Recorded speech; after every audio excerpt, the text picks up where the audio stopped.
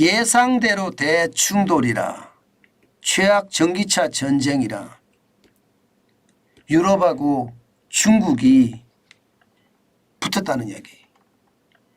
아마 그럴 수밖에 없다고 제가 말씀을 드렸죠. 이미 미국하고 지금 중국하고는 한판 붙어서요. 전기차 미국에 수출하면 수출할 수가 없어요. 관세가 워낙 세기 때문에 완전히 미국 수출은 막힌 거나 다름없습니다. 막힌 거나 다름없어요. 그러니까 중국 입장에서는 전기차로 세계를 제패하고 싶지만 미중 갈등도 심화되고 관세 장벽도 굉장히 높기 때문에 이게 들어갈 수가 없습니다.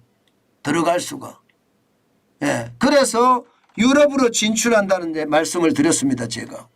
중국은 동남아나 유럽을 대상으로 전기차를 싼 값에 마구 공급해서 시장을 흐트려 놓을 거다. 그 말씀을 드렸는데 그러면서 말입니다. 결국 유럽이 가만히 안 있을 거다. 유럽도 미국과 똑같은 조치를 취하지 않겠느냐. 그래서 유럽과 이게 쉽게 말하면 중국과의 전쟁이 벌어질 거다. 그 말씀 제가 여러분에게 많이 드렸습니다. 현실화된 거예요. 현실화. 제가 말씀드린 대로 현실화가 된 겁니다. 어떻게 됐느냐. EU 유럽연합이죠. 유럽연합 집행위원장 우르줄라 폰데어 라이언이 이야기했습니다. 중국 전기차에 부당한 보조금이 지급되는 관행을 조사하겠다. 쉽게 말하면 정부가 공장 지어주죠. 물대 주죠. 땅 대주죠. 인건비 보조해 주죠. 거기다가 연구개발비 펑펑 쏟아 부어주죠. 이게 정부 주도의 성장이거든요. 이거 안 된다 이거죠. 이거 안 된다. 이거 정부가 보조금을 그렇게 세려 부어주면 이게 시장에서 민간 기업이 작은 기업이 경쟁을 할 수 있겠느냐. 이렇게 되면 유럽이 다 망한다. 유럽이 다 망한다. 지금 조사하지 않으면 안 된다. 아주 강력하게 나왔습니다. 당연히 중국은 반발했죠. 당연히 반발했습니다.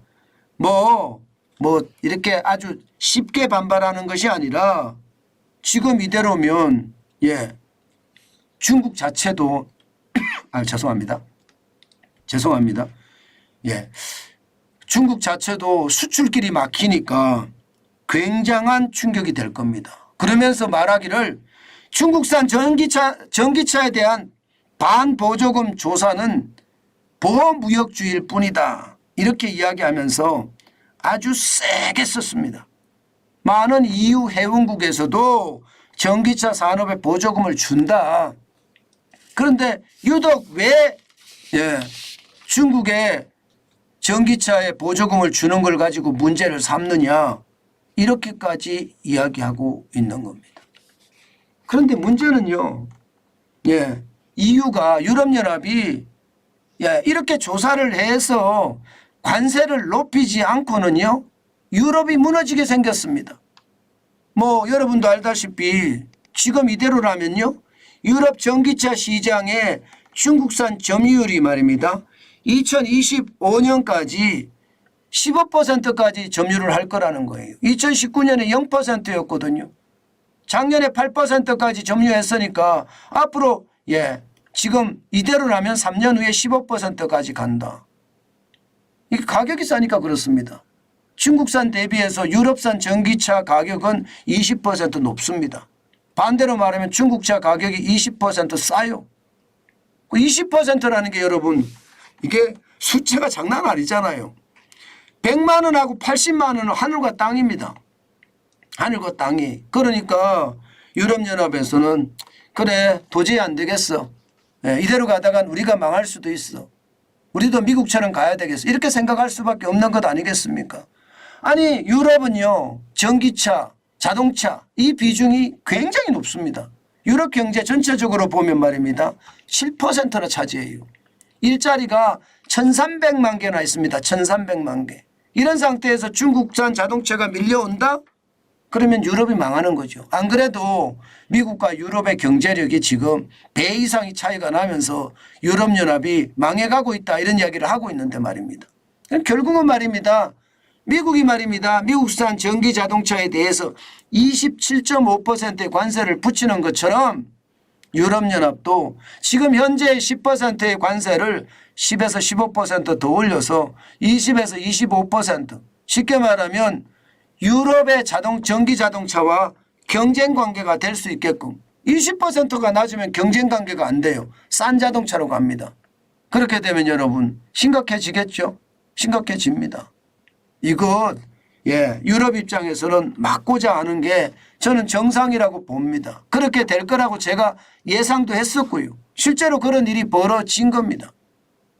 실제 말입니다. 중국은 지금 유럽 시장에서 보면요. 난리도 아니에요. 지금 보세요. 유럽 시장의 배터리 시장 점유율입니다. 올 상반기를 보면 CATL이 중국이에요. 중국이 전년 대비 8.5%나 성장해서 34.3%까지 올라갔습니다. LG 에너지 솔루션이 39.3%인데 많이 뺏겼어요. SK온이 9.4% 많이 뺏겼습니다. 삼성 SDI가 8.5% 많이 뺏겼습니다. 파나소닉이 제일 많이 뺏겼죠. 1.5%밖에 안 되니까. 그러니까 지금 유럽 지역에서 어떻게든 중국은 자동차 패권을 쥐려고 난리예요. 뭐 BMW, 폭스바겐 나가라 이거죠. 나가라. 이제 너네들은 내연기관 자동차니까 대출 전기 자동차인 BYD죠. 중국의 자동차가 앞으로 석권하겠다. 유럽은 내 발 아래 내려와라. 이런 뜻이에요. 그러니까 유럽은 무슨 소리. 유럽 경제가 지금 자동차가 받쳐주는 게 얼만데 그것은 안 되지. 이렇게 이야기하면서 전쟁이 붙게 된 겁니다. 붙을 수밖에 없고요. 유럽 경제 보세요. 완전 꼬그라졌잖아요. 올해 성장률이 0.8%라고 이야기할 정도니까 이게 시장에서는요. 유럽이 살기 위해서 중국과 전쟁이 붙었다 이렇게 이야기합니다. 이렇게 되면 말입니다. 이렇게 되면 우리에게는 오히려 유리하겠죠. 제가 계속 말씀을 드리잖아요. 새로운 국제 질서가 대한민국을 도와줄 거라고요. 새로운 국제 질서는요. 이제 독재와 민주, 독재 진영과 민주 진영으로 나눠졌습니다. 그리고 그 독재 진영과 민주 진영으로 나눠지면서 말입니다. 이 속에서 중국이 빠지는 곳이 많아요. 대한민국이 그 자리를 자꾸 파고 들어가야 됩니다. 많이 파고 들어가야 돼요. 아마 아세안도요. 중국에 대한 어떤 반감도 많기 때문에 거기도 중국이 빠진 자리가 생길 겁니다. 이 빠진 자리를 어떻게 잘 치고 들어가느냐가 앞으로 말입니다. 대한민국의 성장의 관건이 아닐까 저는 그런 생각도 해봅니다. 아마도 그렇게 될 거예요. 안 그래도 지금 전기차 시장은요. 우리 시장도 지금 난리거든요. 우리 시장도 버스라든가 트럭이라든가 봉고로 이렇게 내려가면요.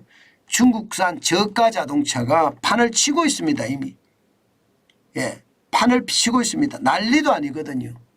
그런 것을 감안을 해보면요. 우리도 뭐 미국에 이어서 유럽까지 가면 우리도 이제 중국에 대한 어떤 물론 뭐 유럽 우리와 중국 관계는 굉장히 이게 쉽지 않은 관계예요. 우리가 제재할 수 있는 그런 상황이 못 될 수도 있어요. 워낙 이 경제적으로 우리가 많이 의지하고 있기 때문에. 그런데 언젠가는 달라지겠죠. 언젠가는. 저는 중국의 강력한 저가 마케팅 이것이 시장을 쥐고 흔들 수 있다고 생각하거든요. 그렇기 때문에 여러분 배터리에 대한 투자 참 조심하시고 조심하셔야 된다. 그 말씀 여러분에게 다시 한번 알려드립니다. 전 배터리에 대한 투자는 우리에게는요. 기회 요소도 있고요. 위기 요소도 있고 상존한다고 생각해요. 중국은 굉장히 위기 요소만 많고요. 솔직히. 신냉전 질서가 중국을 더 망가뜨릴 거예요. 그러나 우리는 상황이 조금 다르다. 신냉전 질서 중국이 빠진 자리 대한민국이 들어가지 않겠느냐. 저는 그렇게 본다는 뜻입니다. 앞으로 더 유심히 보면서 여러분들에게 더 좋은 정보 제공해 드리겠습니다.